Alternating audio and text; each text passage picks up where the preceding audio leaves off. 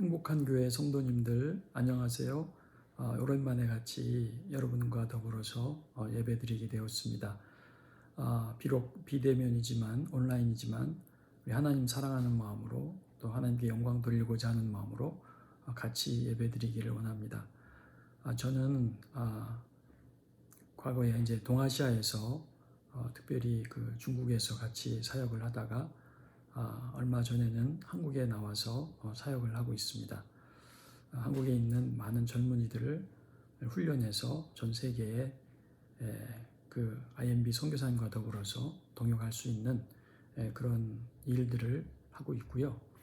또 하나는 한국의 여러 신입 선교사님들 그리고 목회자님들에게 성경적인 전도와 제자 훈련 그리고 교회 개척에 대한 전략을 훈련하고 있고요. 더 나아가서 한국에 있는 많은 그 젊은이들이 요즘 많이 교회를 떠나고 있고 그리고 교회를 등지고 있는데 한국의 유능한 그 개척자들과 더불어서 교회를 개척하는 그런 사역들을 잘 하고 있습니다. 저를 포함해서 우리 IMB 선교사들이 전 세계에 한 3,700여 명 사역을 하고 있습니다. 그분들이 지금도 현지에서 코로나와 또 여러 가지 많은 어려움들이 있지만 그럼에도 불구하고 하나님 나라의 일을 잘 감당할 수 있는 이유는 바로 여러분들께서 기도해 주시고 후원해 주시고 라티문 선교 헌금과 협동 선교금으로 저희들을 위해서 섬겨 주시기 때문에 그 힘으로 저희들은 잘 사역을 하고 있습니다. 다시 한번 이 자리를 빌어서 우리 모든 선교사님들을 대신해서 우리 성도님들께 교회에게 다시 한번 감사를 드리고 앞으로도 계속 기도해 주시고 그리고 보살펴 주시기를 부탁을 드리겠습니다. 오늘 말씀의 제목은 그 평화의 사람입니다. 마태복음 9장 35절부터 10장 15절 본문 내용을 중심으로 평화의 사람이 어떤 사람인지 예수님께서 우리로 하여금 어떤 일을 하시기 원하시는지를 같이 나누기를 원합니다. 우리 잠깐 기도하겠습니다. 참 좋으신 하나님 아버지 감사합니다. 귀한 주일 이렇게 비대면이지만 하나님 앞에 예배드리며 또 하나님의 말씀을 나누며 하나님께서 저희에게 주시고자 하는 그 말씀을 새기며 또 한 주일 동안 그 말씀을 붙잡고 살아갈 수 있도록 인도하셔서 감사합니다. 오늘 마태복음 본문 말씀을 통해서 우리에게 주시고자 하는 주님의 음성을 들려주시고 저희는 그 주님의 말씀에 순종하여 살아갈 수 있도록 하나님 인도하여 주옵소서. 예수님의 이름으로 기도하옵나이다. 아멘. 우리가 예수님을 믿어서 하나님의 자녀가 됐고 그리고 하나님께서 우리에게 이 땅에서 하라고 하신 귀한 사명도 우리가 받았습니다. 고린도후서 5장 17절에는 누구든지 그리스도 안에 있으면 새로운 피조물이다 그렇게 말씀하셨고 또 우리를 이 세상과 화목케 하는 그리스도의 사신, 그리스도의 대사로서 우리를 살게 하셨다. 우리 신분이 그리스도 안에서 새로운 피조물이면서 또한 그리스도의 사신으로서 이 세상 사람들을 하나님과 화목하게 하는 그런 직분을 주셨어요. 그 직분을 잘 감당하기 위해서 오늘도 우리는 주어진 그런 환경과 여건 속에서 일하고 있는데 특별히 예수님께서는 예수님의 12 제자에게 마지막 지상 대위임령을 말씀해 주셨죠. 그것이 우리가 잘 아는 마태복음 28장 18절에서 20절 말씀입니다. 예수님께서 하늘과 땅의 모든 권세를 내게 주셨으니 하나님이 예수님께 주셨으니 그러므로 너희는 가서 모든 민족을 제자를 삼아 아버지와 아들과 성령의 이름으로 침례를 주고 내가 너희에게 분부한 모든 것을 가르쳐 지키게 하라. 볼지어다 내가 세상 끝날까지 너희와 항상 함께 있으리라 하시니라. 그 말씀이 예수님께서 제자들에게 주신 지상 대사명, 대위임령, 가장 큰 사명이라고 말씀하셨어요. 여러분도 잘 아시다시피 그 마태복음 28장 18절, 20절 그 본문 안에는 네 종류의 동사들이 나옵니다. 예수님께서 제자들에게 하라고 하신 그 명령에 네 가지 동사가 유형이 나오죠. 첫째는 뭐예요? 가라 이렇게 말씀하셨어요. 가라. 두 번째는 제자를 삼으라. 그렇죠? 제자를 삼으라. 셋째는 침례를 주라. 그렇죠? 그 넷째는 가르쳐 지키게 하라. 네 가지 동사가 나오는데 여러분께서 생각하실 때 네 가지 동사 중에서 가장 중요한 단어 한 가지가 있다면 그것이 뭘까요? 예, 그것이 이 마태복음 28장 18절 20절의 전체의 문장의 그 주동사예요. 주동사는 딱 하나밖에 없어요. 나머지 동사들은 그 주동사를 꾸며주는 역할을 하고 있죠. 그 주동사는 여러분도 아시다시피 제자를 삼으라 그것입니다. 제자를 삼으라. 제자를 삼되 여기에서만 있지 말고 안 믿는 사람들에게 찾아 나가서 가서 그리고 복음을 증거했으면 그 사람들이 예수 믿으면 침례를 주고 그렇죠. 예수님을 주라 고백한 자에게 침례를 주고 그리고 거기서 끝나는 것이 아니고 그들에게 말씀을 가르쳐서 지키게 함으로써 제자 삼는 역할을 하는 것이 예수님께서 제자들에게 말씀하신 대사명이었어요. 대위임령이었어요. 맡겨주신 주님의 일이었어요. 그래서 우리는 다른 어떤 것보다도 이 제자 삼는 일을 잘 해야 돼요. 그것이 우리에게 주신 가장 큰 사명, 또 우리 교회가 해야 될 가장 중요한 사명은 바로 예수님의 제자를 키우는 일입니다. 누구를 제자 삼냐면은 일부만이 아니고 이 말씀에 보면은 모든 민족을 제자 삼으라고 하셨어요. 양적으로는 모든 민족을, 질적으로는 제자를 삼는 일, 단지 복음을 전해서 예수 믿게 하는 것에서만 그치지 말고 이들을 제자 삼는 일을 하는 것이 중요한 일이다 것입니다. 자, 그 일을 위해서 예수님께서 이 땅에 오셔서 또 예수님이 친히 이 땅에 떠나시기 전에 제자들에게 이렇게 하라, 이렇게 전도하고 이렇게 제자 삼으라라는 그런 그 모습을 보여주시고 또 우리 명령하신 게 있어요. 그것이 오늘 우리가 볼 이 마태복음 9장 35절부터 10장 15절에 있는 말씀의 내용입니다. 자, 9장 35절부터 38절까지 말씀부터 먼저 보겠습니다. 제가 읽을게요. 여러분께서 눈으로 따라오시면 되겠습니다. 예수께서 모든 도시와 마을에 두루 다니사 그들의 회당에서 가르치시며 천국 복음을 전파하시며 모든 병과 모든 약한 것을 고치시니라. 무리를 보시고 불쌍히 여기시니 이는 그들이 목자 없는 양과 같이 고생하며 기진함이라. 이에 제자들에게 이르시되 추수할 것은 많되 일꾼이 적으니 그러므로 추수하는 주인에게 청하여 추수할 일꾼을 보내주소서 하라 하시니라. 자, 예수님께서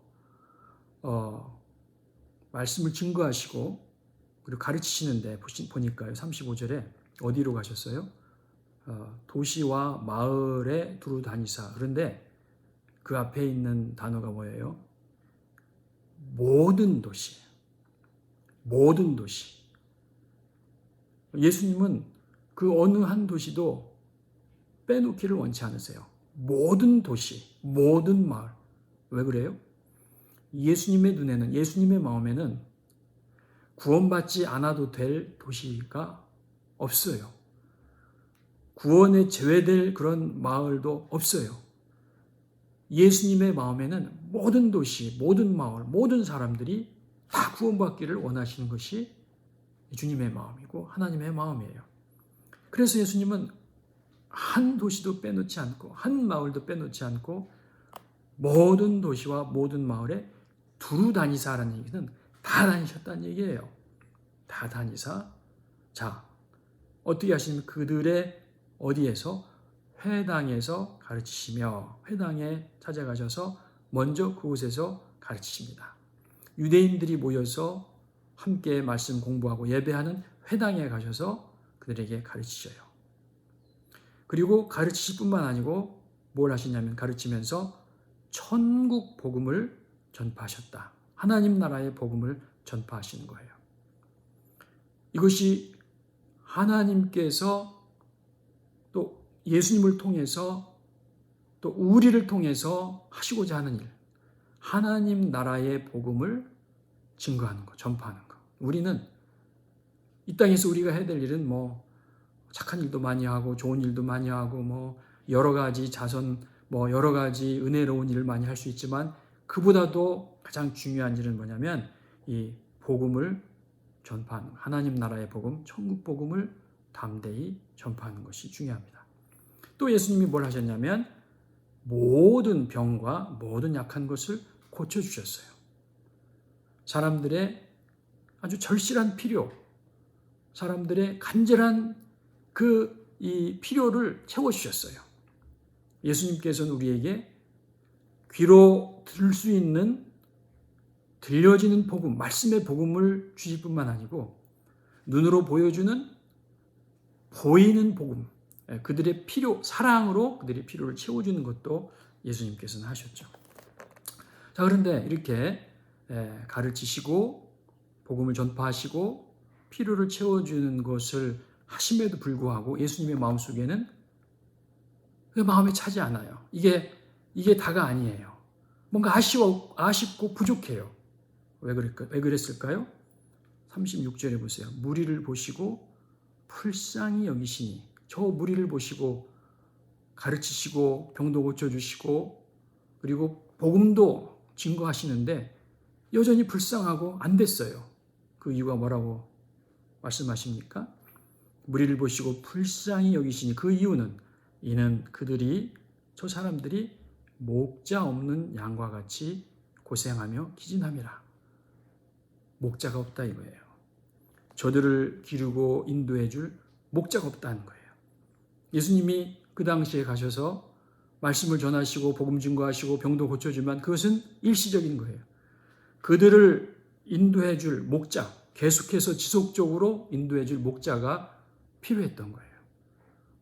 단 한 번 그들에게 복음을 전하고 가르치시고 하는 것이 다가 아니고 지속적으로 그들을 관리해주고 인도해주고 이끌어줄 목자가 필요한 거죠. 그 목자가 없으니까 불쌍한 거예요. 돈이 없어서가 아니고 건강하지 못해서가 아니고 못 배워서가 아니고 목자가 없어서 예수님은 안타까운 거죠. 이 목자가 필요합니다. 그래서 예수님은 뭐라고 하시냐면은 37절에 이에 제자들이 이르시되 추수할 것은 많다 이거예요. 정말 이 땅에 추수할 영혼들은 많이 있는데 뭐가 부족해요? 일꾼이 적다. 추수할 일꾼이 적다. 위에서 말씀하신 목자가 없다 이거예요. 그래서 목자가 없고 일꾼이 없어요. 있지만 부족해요. 너무 부족해요. 그래서 38절에 그러므로 추수하는 주인에게 청하여 추수할 일꾼을 보내주소서 이렇게 기도하라. 하나님 앞에 추수할 일꾼을 보내주소서. 하나님, 추수할 것은 많은데 그 추수에 동참할 일꾼이 없습니다. 일꾼을 보내주십시오. 그 일꾼, 그것이 목자, 이 사람이 필요하다 이것이죠. 저에게도 동일한 기도의 제목이 바로 이겁니다.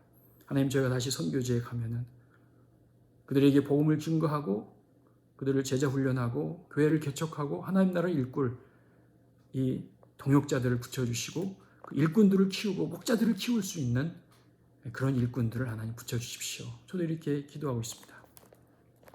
그래서 이 말씀을 볼 때 중요한 것은 복음 전하고 필요를 채워주고 가르치고 하는 것이 중요한데 나 혼자 그것을 하는 것이 중요한 게 아니고 그 가운데 목자를 키우고 추수할 일꾼을 키우는 것이 너무나도 중요한 거죠. 이 제자를 키우는 것이 중요합니다. 서두에 말씀드리는 것처럼 제자를 키우고 제자를 삼고 제자를 양육하는 것이 너무나 중요해요. 이게 너무 부족하다는 것이죠. 그래서 이 10장에 보면 10장 1절부터 15절에 예수님이 12제자를 부르셔서 이 제자 삼는 사역을, 이 일꾼을 키우는 사역을, 이 목자를 키우는 사역을 이 제자를 통해서 하시는데 어떻게 하시는가 보시죠. 10장 1절에 보면은 예수께서 그의 12제자를 부르사 권능을 주십니다. 어떤 권능을 주냐면 더러운 귀신을 쫓아내고 모든 병과 모든 악한 것을 고치시는 권능을 주셨어요. 그 권능을 주신 이유는 가서 제자를 삼는 일을 잘 감당할 수 있도록 하기 위해서 그런 권능을 주시죠.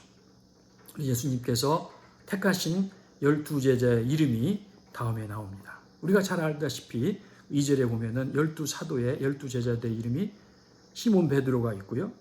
그리고 베드로의 형제 안드레, 그리고 세베대 아들 야고보와 요한, 그리고 빌립, 바돌로메, 도마, 그리고 세리 마테, 알포의 아들 야고보와 다데오, 그리고 가나나인 시몬과 가룟 유다까지 합해서 12명의 제자의 이름을 일일이 이렇게 말씀하시고 기록이 되어 있어요. 한 사람 한 사람이 다 중요한 우리 주님의 일꾼들입니다. 이들이 나가서 이제 주님께서 우리에게 말씀하신 그 부탁하신 일들을, 명령하신 일들을 이제 감당해야 되는 것이죠.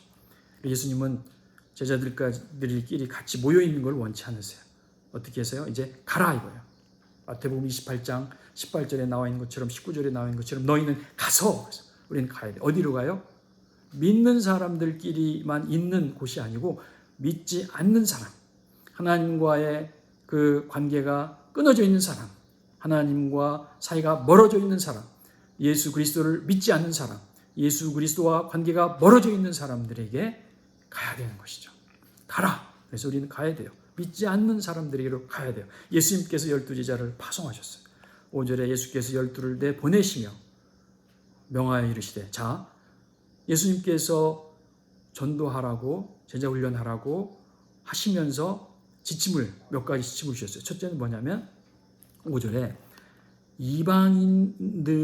이방인의 길로도 가지 말고 사마리아인의 고을에도 들어가지 말고, 10장 6절, 오히려 이스라엘 집에 잃어버린 양에게로 가라, 이렇게 말씀하십니다. 이방인의 길로 가지 말고 사마리아인의 고을로 가지 말고 오히려 이스라엘 집에 잃어버린 양에게로 가라. 이게 무슨 뜻일까요? 이방인들에게는 복음이 필요 없다는 말일까요? 사마인들에게는 복음을 전할 필요가 없다는 말인가요? 그게 아닙니다. 예수님은, 하나님은 우리만이 아니고 유대인만이 아니고 이방인, 사마리아인, 땅끝까지 이르러 복음이 증거되고 그들이 구원받기를 원하죠. 사도행전 1장 8절, 오직 성령이 너희에게 임하시면 너희가 권능을 받고 예루살렘과 온 유대와 사마리아와 땅끝까지 이르러 내 증인이 되리라 하시니라. 그런데 여기에서는 왜 이방인의 길로 가지 말고 사마리아인의 고을로도 가지 말라고 하셨을까요? 그것은 그들이 중요하지 않아서가 아니고 우리가 복음을 전할 때 순서가 있습니다. 누구부터? 나와 가까이에 있는 가족부터, 내 주변에 있는 나의 이 친척, 나의 친구, 내 동료, 내 주변에 있는 나의 오이코스, 여기서부터 복음이 증거되어야 되는 것이죠. 그것이 바로 우리의 예루살렘이고, 그리고 더 나아가서 이제 사마리아와 땅끝까지 이르러 우리가 복음을 증거할 수 있는 것이에요. 그래서 예수님은 항상 이렇게 회당에 들어가셔서 그들에게 복음을 증거하시고, 그리고 또 이방인들에게도 이제 복음을 전하시고, 사도 바울이 선교 여행할 때 가장 먼저 간 곳이 유대인의 회당이에요. 그러고 난 다음에 이방인에 이르렀어요. 내가 복음을 부끄러워하지 아니하노니 이 복음은 모든 믿는 자에게 구원을 주시는 하나님의 능력이 됨이라. 첫째는 유대인에게, 그러니까 유대인이 제일 귀하다는 게 아니고 나의 주변에 있는 내 가족, 내 동료, 내가 가까이 있는, 내가 알고 있는 그분들부터 해서 복음이 동심원을 그려서 나갈 수 있게 하는 것이, 그것이 원리다고 해요. 그리고 예수님께서 귀신 들린 사람을 고쳐주실 때 그 귀신 들린 사람이 예수님과 함께 머물기를 원해요. 저는 예수님 따라서 이제 어디든지 주님과 함께 동행하기를 원합니다. 예수님이 그러지 마라. 가라. 어디로? 너희 집으로 가서 너희 가족들에게, 그리고 너의 동료들에게 복음을 전하라 말이죠. 사도 바울이 빌립보 지방에서 루디아에게 복음을 전했을 때 루디아는 바로 자기 가족들에게 복음을 전했고, 빌립보 간수도 가족들에게 복음을 전해서, 그때 사도 바울이 한 그 유명한 그 말씀이 있죠. 주 예수를 믿으라, 그러면 너와 내 집이 구원을 얻으리라. 우리가 복음을 전할 때 그냥 저 멀리 나와 상관없는 저 오지에 가서 복음을 증거하는 것보다도 먼저 내 주변에 나를 잘 알고 있는 나의 가족들, 내 주변에 있는 동료들, 내 친척들, 친구들, 주변에서 같이 일하는 사람들에게 먼저 복음을 증거하는 것이죠. 그래서 그들에게로 가라 말이죠. 근데 7절에 가면서 뭘 하냐면 전파하여, 전해야 되는 거예요. 복음을 전해야 돼요. proclaim, 선포하는 거예요. 뭐를? 천국이 가까이 왔다. 하나님 나라가 가까이 왔다. 하나님 나라의 복음을 증거해야 돼요. 우리는 그저 좋은 인간관계를 위해서 네가 좋아하는 말을 해주고 듣기 좋아하는 말을 해주고 거기에서 끝나는 것이 아니고 하나님 나라의 복음, 하나님 나라의 메시지를 우리는 증거해요. 우리는요, 우리 자신이 메시지를 만들어낸 사람이 아니에요. 우리는 메신저예요. 메신저는 뭐냐면 전달하는 사람. 우리는 대사예요. 대사는 그 나라의 그 왕이 할 말을 대사한테 주어서 왕 대신에 왕의 말을 전하는 사람이 대사고 사신이죠. 우리 예수 그리스도가 우리의 왕이에요. 예수 그리스도께서 우리에게 전하라고 맡겨주신 그 메시지를 우리는 전하는 사람이 우리 메신저예요. 그게 대사예요. 우리는 사신이에요. 내 말이 아니고 하나님 나라의 복음을 대신 받아서 전달해 주는 사람이 바로 우리입니다. 그래서 우리는 가서 내 얘기를 하는 게 아니고 내가 하고 싶은 얘기를 하는 게 아니고 하나님 나라의 메시지를 전해주는 거죠. 그게 천국 복음이에요. 천국의 메시지. 천사도 흠모할 만한 귀한 하나님 나라의 복음을, 이 복음을 내가 부끄러워하지 아니하노니 모든 믿는 자에게 구원을 주신 하나님의 능력이 되는 복음을 우리는 전하는 것이 이 복음을 준 거예요. 사도 바울은요, 갈 때마다 사도행전을 보면은 가는 곳마다 고난과 박해가 없는 곳이 없었어요. 복음을 전하면서 숱한 고난과 박해를, 죽임을 당하고 얼마나 많은 핍박을 당했는지 모릅니다. 그럼에도 불구하고 절대 타협하지 않은 것은 뭐냐면 이 하나님 나라의 복음을 선포했던 거예요. 이 복음을 증거했습니다. 천국 복음.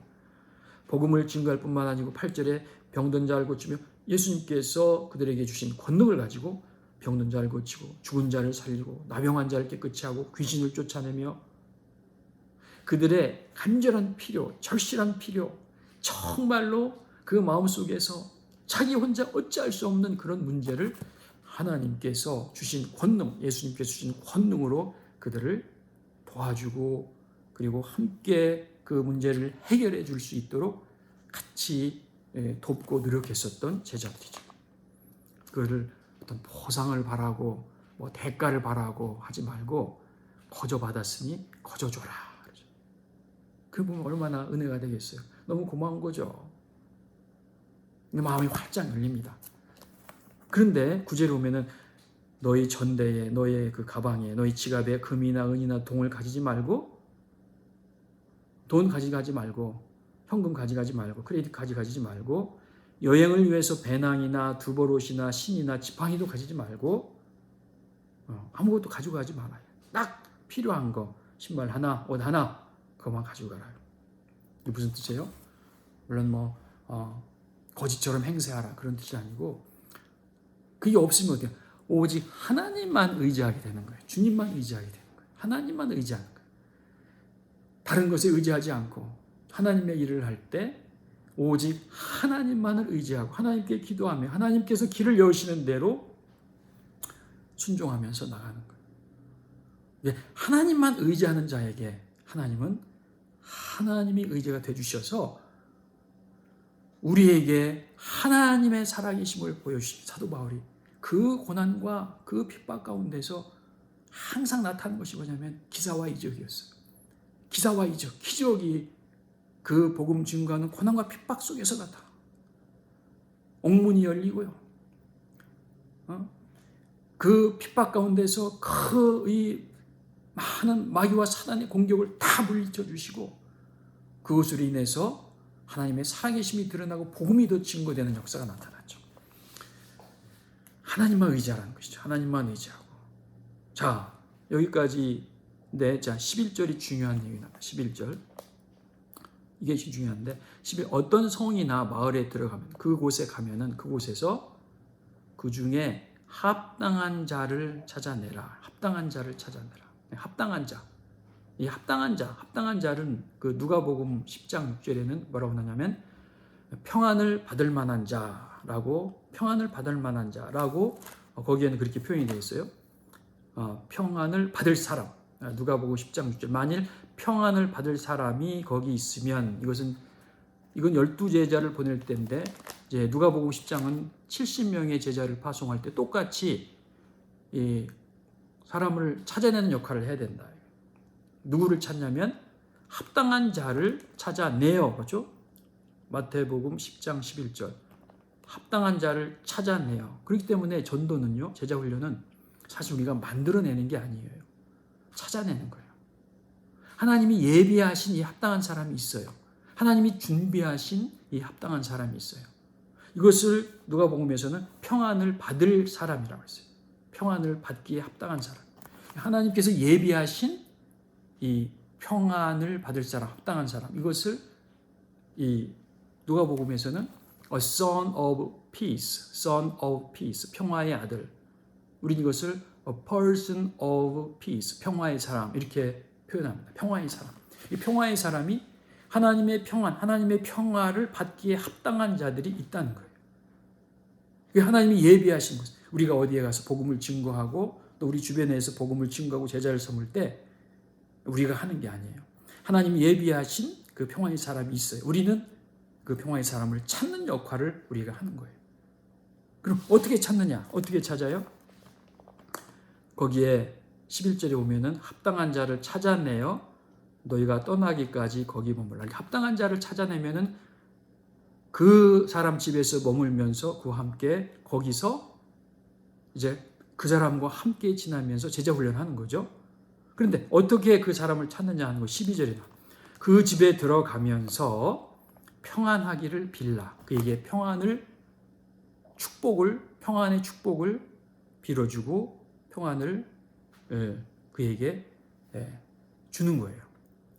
평안이 뭐겠어요? 평화의 복음을 그에게 선포하고 주는 거예요. 그런데 보세요. 13절에 그 집이 이에 합당하면 이 평안의 복음을 받아들이면 accept하면 그것을 아멘으로 받아들이면 그것이 합당하면 너의 빈 평안이 그에게 주는 그 평안이 거기 임할 것이요. 그 사람과 그 집에 하나님의 평안과 하나님의 평화가 그 가운데 임한다. 평안의 복음이 그 복음으로 말미암아 그 가운데 하나님의 평강이 임한다는 것이죠. 그러면 그 사람이 평화의 집이 되고 평화의 사람이 되는 거예요. 근데 만일 합당하지 아니하면이라는 것은 뭐냐면 그 평화의 복음을 거부하면, 받아들이지 않으면, 그렇죠. 그래서 받아들이지 않으면 그에게 그 평화가 그의 것이 되지 않는다는 것이죠. 합당한 그 평안이 너에게 돌아올 것이다. 그 사람이 그 집에 하나님의 평화가, 하나님의 평안이, 하나님의 평안의 복음이 들어가지 못하는 것이죠. 자, 그렇기 때문에 이 평화의 사람은 뭐냐면 하나님의 평화의 복음을 들을 때 평화의 복음을 전하는 메신저를 영접할 뿐 아니고 그 메신저가 전하는 평화의 복음을 이 복음을 증거할 때 복음을 받아들이는 사람이에요. 그렇죠? 그래서 14절에 보면 그러나 누구든지 너희를 영접하지도 아니하고 메신저를 영접하지도 않고 너의 말 내가 전하는 하나님이 맡겨주신 메시지 그 복음의 평안의 복음도 듣지도 아니하면 그 사람은 이 평화의 사람이 아니다. 하나님 예비하신 평화의 사람이 아니다. 반대로 하나님이 예비하신 평화의 사람은 그 평화의 복음을 전하는 메신저를 받아들이고 그 메신저가 전하는 평화의 복음도 받아들인 사람이 평화의 사람이에요. 그래서 하나님은 바로 이 사람, 예비한 평화의 사람을 통해서 일하시고 그 사람을 통해서 하나님 나라가 확장되게 하시는 일을 합니다. 만일에 그것을 받아들이지 아니하면 어떻게 하라고 했어요? 그 집이나 성에서 나가 14절에 너의 발의 먼지를 떨어버려라. 그 얘기는 뭐냐면 평안이 그 안에 거하지 않고 그가 평안의 복음을 받아들이지 않았기 때문에 그 집을 통해서 평안이 계속 전파되는 역사가 나타날 수가 없어요. 근데 우리는 아쉽게도 거기에 매여서 끝까지 내 힘으로, 내 노력으로, 내 방식으로 그것을 하려고 하면은 그것은 인간적인 방법이 되는 거예요. 왜? 그 안에 평안이, 복음이 없는데 어떻게 하나님의 역사가 나타날 수 있겠어요? 하나님의 역사는 그 평안의 복음을 통해서 하나님의 그 생명수를 통해서 그 생명수가 속에서 흘러 넘쳐야 되는데 그게 없는데 어떻게 하나님의 일이 이루어질 수 있겠느냐는 것이죠. 내 인간적인 방법으로 거기에 막 이렇게 엮여서 매여서 내 힘으로 하려고 하지 말고 하나님이 예비한 평화의 사람이 있으니까 그 사람을 찾아서 그 사람을 받아들이는 평안의 복음을 받아들인 사람을 찾아야 된다. 그런데 그 평화의 복음을 받아들인 사람을 찾았을 때 어떻게 하냐? 찾으면은 11절에 다시 너희가 떠나기까지 거기에 머물러서 그곳에서 제자 양육하고 그곳에서 기도하고 그곳에서 하나님 나라를 확정하는 그 일을 제자 양육을 더 하는 거죠. 그러면 그 사람이 그 평안의 복음을 가진 사람이 그 마을에서 복음을 증거하는 놀라운 증거자와 제자 삼는 사역을 하는 사람이 된다는 것이죠. 그래서 그 사람을 통해서 하나님의 나라가 확장된다.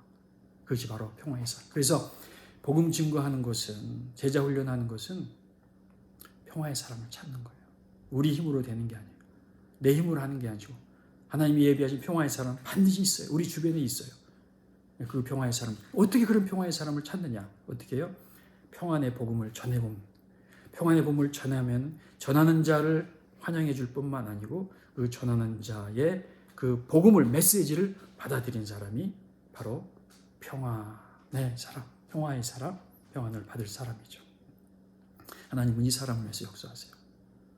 이것을 예수님께서는 그 마가복음 4장에서도 동일하게 말씀해 주신 것을 볼 수 있는 마가복음 4장에 보면은 하나님 나라에 대해서 이 표현을 하시는데 하나님 나라는 마치 사람이 땅에 씨를 뿌리는 것과 같다.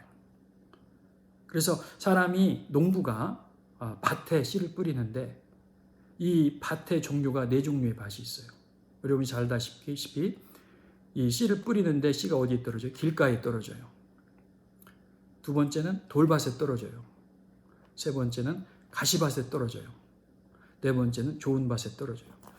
이 하나님 나라는 이 사람이 밭에 씨를 뿌리는 것과 같아요. 그러니까 하나님 나라가 성장하려면은 농부는 우리 크리스찬이죠. 예수 믿는 사람이죠. 새로운 피조물이고 그리스도의 대사가 된 우리가 이 밭은 뭐예요? 사람들의 마음속에 이 씨는 복음의 씨, 말씀의 씨를 뿌림으로써 하나님 나라가 성장하는 것이지 우리가 복음을 전하지 않고서는 절대로 하나님 나라가 성장할 수가 없어요. 하나님 나라가 커질 수가 없어요. 우리가 믿는 자들이 믿지 않는 사람들에게 또 그 믿음이 필요한 사람들에게 씨를 뿌릴 때, 말씀을 뿌릴 때 하나님 나라가 성장하는 거예요. 그런데 그 씨가 뿌려지는 밭의 종류가 이 4종류의 밭이 있다는 거예요. 첫째는 길가밭. 그 씨를 뿌렸는데 그 씨가 길가에 떨어졌어요. 근데 길가는 뭐예요? 길가는 이게 사람들이 막 다니고 마차가 다니고 하니까 얼마나 이 길이 딱딱해요. 씨가 떨어졌지만 그 씨가 그 땅 속에 뿌리를 내리지 못하는 거예요. 너무 딱딱하니까 들어가지가 못하는 거예요. 새가 와서 그 씨를 먹어버렸어요. 근데 씨가 열매를 맺을 수가 없죠. 길가밭에서. 두 번째 돌밭에 떨어졌어요. 돌밭에 떨어졌는데 씨가 심겨져서 싹을 내요. 그런데 밑에 있는 돌 때문에 이 흙이 얇아서 뿌리가 뿌리를 내리고 싹이 났지만 대낮에 해가 뜨니까 햇빛으로 인해서 이 싹이 말라버려서 결국 열매를 맺을 수 없었어요. 세 번째 밭은 뭐냐면 가시밭이었어요. 역시 가시밭에 떨어진 씨가 자랐는데 그 주변에 있는 가시가 양분을 다 뺏어가지고 이 씨가 싹이 나서 자라지 못하고 또 말라 죽어버렸어요. 근데 마지막 네 번째 좋은 밭에 떨어지니까 거기에서 싹이 나고 자라서 열매가 맺히는데 몇 배? 30배, 60배, 100배의 열매가 맺는 거예요. 자, 이런 걸 볼 때에 이 열매는 어디서 나와요? 길가 아니에요. 돌짝밭 아니에요. 가시밭 아니에요. 좋은 땅에 떨어졌을 때 30배, 60배, 100배의 열매를 맺는 거예요. 이 좋은 밭이 뭐냐? 제가 좀 전에 말씀드렸던 평화의 사람, 평안의 사람. 하나님 예비하신 평화의 사람, 평안의 사람. 이 좋은 밭은 뭐예요? 그 복음을 전하는 자만 아니고 그 전하는 자의 메시지, 그 복음을 받아들인 사람이에요. 이 열매는 복음을 받아들일 때, 그 복음을 받아들일 때, 복음이 안에 평화가 들어와서 이것이 속에서 역사가 될 때 그것을 통해서 열매가 맺는 거예요. 받아들이지 않으면 아무 소용이 없는 거예요. 자, 그러면은 이 네 종류의 밭에서 길가밭과 돌밭과 가시밭과 좋은 밭이 있는데 참 이상하잖아요. 왜 사람이 씨를 길가에 왜 심고 돌밭에 왜 씨를 심고 가시밭에 왜 씨를 심을까? 좋은 밭에 심을 것이지. 원래 이스라엘 농사법은 그래요. 거기에 석회암과 이런 것이 많기 때문에 씨를 뿌릴 때 이 바람이 불을 때 씨를 날립니다. 그러면 그 바람에 따라서 씨가 여러 곳으로 흩어져서 씨가 내리는데 그 가운데서 좋은 땅에 떨어지는 그 씨가 열매를 맺는 거예요. 영적으로도 마찬가지. 우리가 씨를 뿌릴 때 모든 종류의 밭에 다 뿌려요. 왜냐하면은 우리가 생각할 때 저 사람은 길가밭이야. 그러니까 우리가 씨를 뿌리면 안 돼. 그건 내 생각이지. 하나님께서 보실 때 우리가 볼 때는 이게 좋은 밭 받고 아닌 것 같고 하지만 우리는 몰라요. 어떤 밭이 좋은 땅인지 어떤 밭이 예비되지 않은지 몰라요. 하나님만이 아셔요. 우리 할 일은 뭐냐면 다 뿌려야 돼. 길가에도 뿌리고 좋은 밭에서 뿌리고 가시밭에서 뿌리고 돌짝밭에서 뿌리고 어떤 땅이 좋은 땅인지 몰라요. 우리의 역할은 모든 땅에 여기 길가, 돌밭, 가시밭, 좋은 밭 할 것 없이 모든 땅에 씨를 다 뿌려야 되는 거예요. 그것이 바로 우리가 해야 될 일이에요. 씨 뿌리는 자. 그러나 그 가운데서 좋은 밭에서 열매를 맺는데 그 밭에서 얼마나? 30배, 60배, 100배 받아들인 자예요. 하나님 나라는 바로 그와 같은 것이죠. 이 좋은 맛은 반드시 있습니다. 반드시 있기 때문에 우리가 낙심하지 말고 우리가 실망하지 말고 이 하나님의 말씀에 그 씨를 다 널리 뿌려야 돼요. 그때 하나님이 예비하신 평화의 사람을 만나게 하신 거예요. 우리가 만들어내는 거예요. 찾는 거예요. 하나님의 그 평화의 사람은 복음을 들을 때, 복음을 전해 들을 때 그때 발견할 수가 있는 거죠. 자, 한번 생각해 보시죠. 나는 과연 어떤 밭인가? 길가밭인가? 돌짝밭인가? 가시밭인가? 좋은 밭인가? 좋은 밭의 특징은 뭐예요? 좋은 밭의 특징은 뭐 겉으로 보기에 아니면 다른 어떤 조건이 있는 게 아니에요. 하나님의 말씀 복음을 받아들이는 밭이 좋은 밭인가? 과연 나는 하나님의 말씀의 밭을 잘 받아들이는 좋은 밭인가? 하나님의 말씀의 밭을 받아들일 때 그 말씀의 속에서 역사해서 얼마? 30배, 60배, 100배의 열매와 결실을 맺는 것입니다. 뿐만 아니고 이제는 우리가 뿌리는 자가 돼서 내가 좋은 밭이 될 뿐만 아니고 이제 좋은 밭이 돼서 내 안에 평안의 복음이 흘러 넘칠 때 이제 나는 또 다른 이 씨 뿌리는 자가 돼서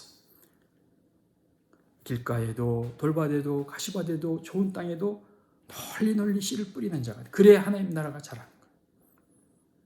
저는 우리 행복한 교회가 이 산호세 지역에서 이 하나님 나라에 대한 비전을 가지고 씨를 뿌리는 자가, 씨를 뿌리는 교회가 돼요. 열심히 그 씨를 뿌리다 보면 여기 오늘 말씀하신 것처럼 예수님께서 권능을 주셔요. 그리고 내 주변에 있는 사람부터 복음을 전하라. 내 주변에 있는 너의 예루살렘부터 내 가까이 있는 사람부터 그 복음을 전하고 오직 하나님만 의지하고 주님만 의지하고 그리고 예수 그리스도의 복음을 담대하게 선포해서 그리고 평안의 복음을 전할 때 평안의 복음을 받아들이지 않으면 할 수 없지만 받아들이는 자를 통해서 하나님은 30배, 60배, 100배 열매를 맺는 것이죠. 그래서 예수님은 루디아를 통해서 빌립보 간수를 통해서 그 빌립보의 교회를 세우시고 사마리아 여인을 통해서 그 사마리아 지역에 복음이 증거되게 하시고 거래사 귀신 들린 사람을 통해서 그 데가볼리 지역에 복음을 증거하게 하시고 길가와 밭과 돌밭과 가시밭 지었던 사람도 그 평화의 사람을 통해서 또다시 복음이 증거해서 그 사람이 계속해서 길가 돌자 가시밭은 아니에요. 언젠가 때가 되면 이 교훈맛과 같은 마음이 생기는 것이죠. 그래서 하나님 나라가 이루어지는 그런 놀라운 역사가 우리 행복한 교회를 통해서 이루어지기를 바랍니다. 저를 위해서도 기도해 주세요. 제가 이제 선교지로 이제 돌아가면 저도 역시 뿌리는 자가 돼서 이 하나님의 말씀의 씨앗을 골고루 뿌리고 널리 뿌리고 그 가운데 평화의 사람을 찾아서 그래서 그를 통해서 동역자가 예수님은 말씀하셨잖아요. 무리를 보고 불쌍히 여겨. 왜냐하면 목자가 없어요. 일꾼이 없어요. 그 일꾼이 평화의 사람이에요. 그 사람을 찾아서 같이 일할 수 있도록 우리가 해야 되는 것이죠. 예수님이 너는 가서 제자를 삼으라고 그랬어요. 복음만 전하고 끝나는 것이 아니에요. 그 평화의 사람 찾았어. 어떻게 했어? 이 사람이 그 집에 머물면서 계속 집중해서 그걸 훈련하고 이 사람이 또 다른 사람을 훈련하고 이 사람이 또 다른 사람을 훈련하고 마치 바울이 디모데가 충성된 사람이 또 다른 사람을 훈련해서 제자를 삼아서 그 지역 모두가 다 주님 앞에 돌아오는 물이 바다를 덮음처럼 여호와를 아는 지식이 그 마을에 가득하고 아브라함에 보여주던 것처럼 내 자손이 하늘의 별처럼 가득한 사노스에 믿는 자들이 그렇게 돌아오고 사도 요한이 계시록 7장 9절에서 봤던 것처럼 모든 민족과 백성과 나라들이 허다한 무리들이 주님 앞에 나와서 찬양하는 그 예배드리는 모습이 이 사노세 지역의 이 행복한 교회를 통해서 이루어지는 그 비전을 보는 것이죠. 그게 믿음이에요. 이 평화의 사람을 통해 30배, 60배, 100배의 열매와 결실을 맺는 그런 귀한 역사가 우리 행복한 교회와 이 사노세 지역에 넘쳐나기를 바랍니다. 기도하겠습니다.